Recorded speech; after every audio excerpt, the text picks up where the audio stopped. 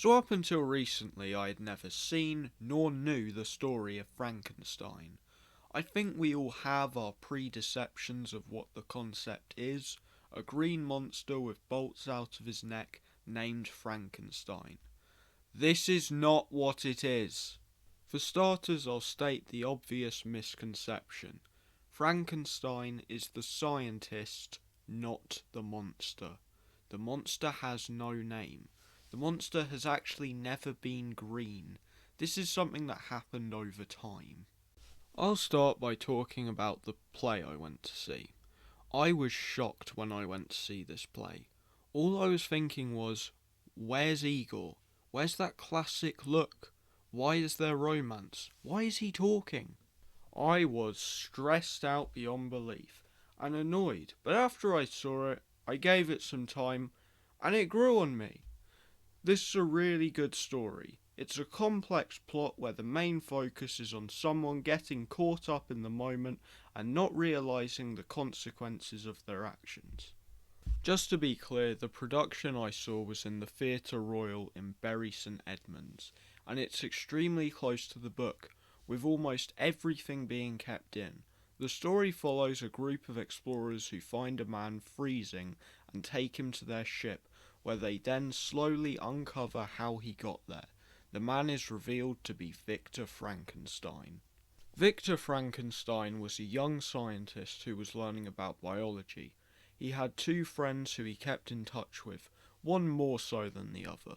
He focused a lot of time on his research and studies until one of the professors who believed in him gave him a lab to pursue his studies. Victor Frankenstein then decides that he wants to create life, but by also making the perfect man. He goes into the graveyards collecting the best pieces of bodies, until eventually, once he's sewn them up, an electric current shocks the body to life, and Frankenstein soon realizes the horror he has created. The description of the monster is brilliant, with the yellow skin stretched across the muscles.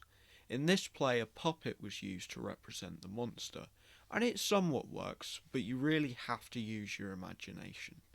As far as problems, it did bother me how the fact the monster can talk was kind of skipped over.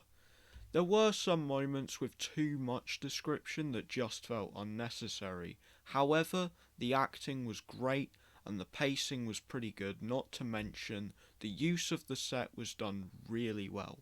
This play just took me some time to appreciate. I would say far more people are familiar with the film from 1931, the iconic imagery, the famous lines. Bizarrely, however, all of what everyone remembers from this film isn't at all from the novel. The film opens with a funeral taking place, then it cuts to two mysterious figures in the distance. Fritz, a man with a hunchback, and Dr. Wait a minute. Henry Frankenstein? I'm sorry, Henry? I have absolutely no idea why they went with this name change. I get making changes, but why this? It makes no difference, it's just confusing.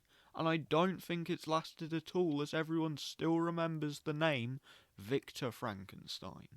Anyway, the two go off and dig up a couple of corpses. That's right, there's no build-up.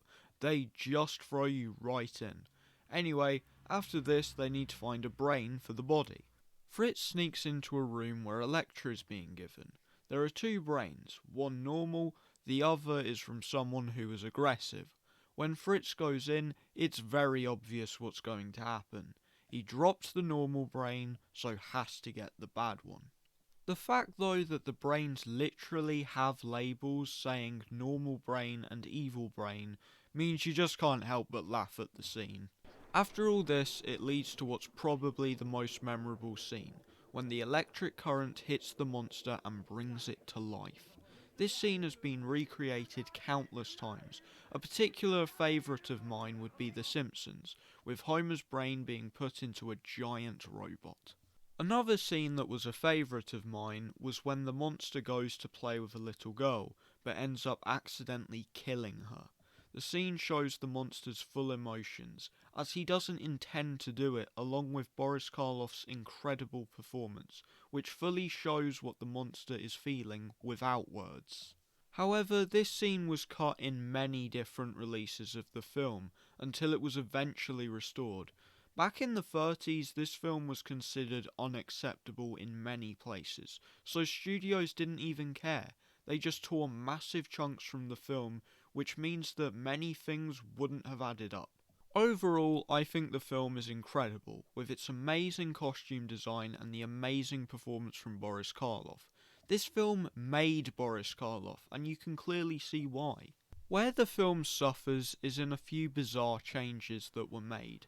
It completely removes the idea of Frankenstein being caught up in the moment until he realises what he's done, as now the main villain is Fritz, as he took the evil brain, and he abused the monster, making it into this evil, murderous creature. I think the other problems mainly lie in the fact this was released right as sound was being introduced, and as a result there's no music in the film at all, which when there aren't loud crowds makes it very quiet. But also you can clearly tell, like when a speech is being made from the mayor, that they clearly didn't know how to overlap audio as the whole crowd goes silent between him saying his lines. I will lead the third group by the lake! Things like this, however, I can easily forgive, because this was the best you could achieve at the time. I would definitely recommend seeing a play or reading the book, as well as watching the film, but both of these are clearly horror classics, and you can clearly see the result this story had on the world. For instance, reanimating a corpse with electricity.